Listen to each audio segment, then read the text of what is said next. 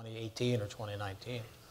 But that, I wonder about that. I mean, China's growing now at, what, 9.7, 9.5. Some people think it's less than that.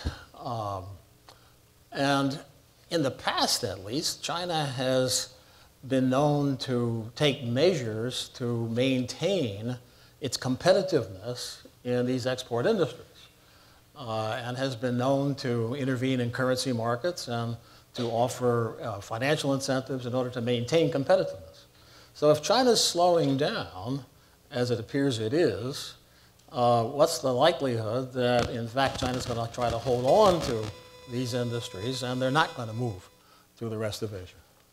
Well, I think Chinese companies may have that kind of decision, and perhaps those companies that are in China now may wrestle with those kind of factors. But I tell you, the companies that I get a chance to engage are increasingly of a mind to really want, as Murray, you mentioned, diversifying their locations, where they've got operations, to perhaps avoid supply chain disruptions.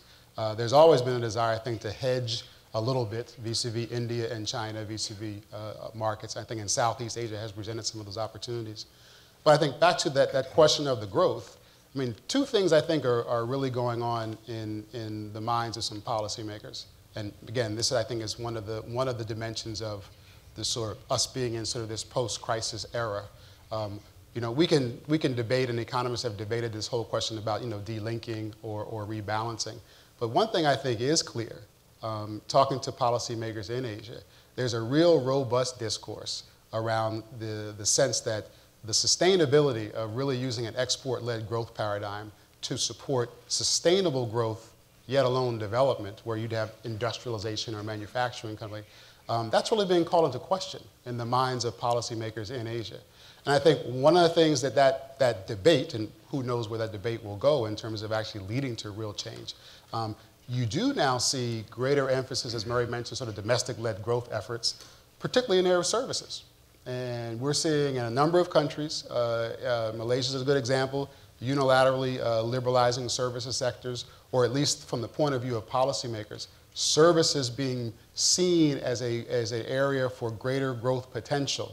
Not to say that ones just want to forget about exporting or forget about manufacturing, but at least a degree of perhaps rebalancing the sources of growth in the country.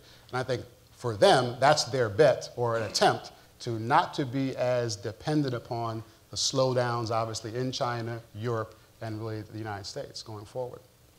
If you talk now to leaders and political leaders and companies in Southeast Asia, or in Asia generally, they recognize that with China slowing down, Europe's already in the doldrums, US is not growing very fast, that their export machine's going to have nowhere to send the stuff.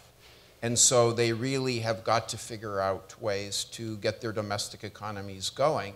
And I think as we see Europe and the US in a very slow recovery, they're going to be, rather than a quick one, I think they're going to realize that they don't really have much alternative, but if they want to grow, to fire up the domestic consumption, domestic demand, so that they can so companies can produce and do services, etc. They're not going to be selling it overseas anymore for the near term.